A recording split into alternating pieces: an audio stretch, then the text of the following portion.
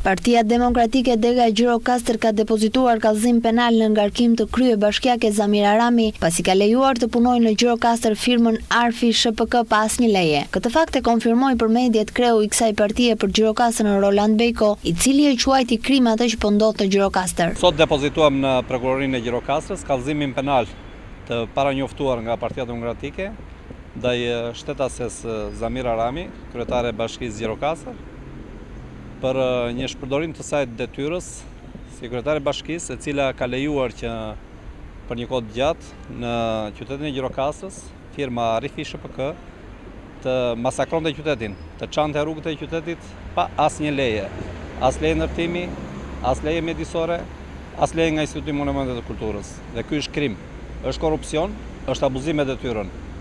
Tashmë këtë çështje ka në dorë organet e hetimit, ato do të jenë organet e strukturat përgjegjëse që do ta çojnë përpara këtë proces.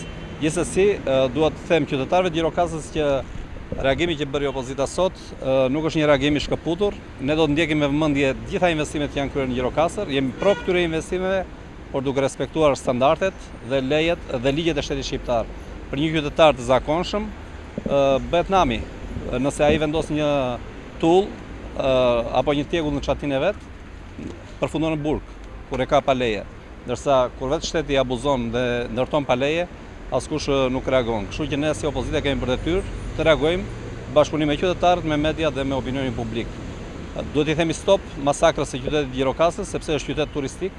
Me këtë mbahet, kjo është ekonomia, kjo është ardhmja dhe kjo është shpresa për qytetarët. Faleminderit. Partia Demokratike do të ndjek nga afër të gjitha investimet e Bashkisë së Qytetit, jo se është kundër investimeve, po se është pro zbatimit të ligjit, përfundoi Bejko.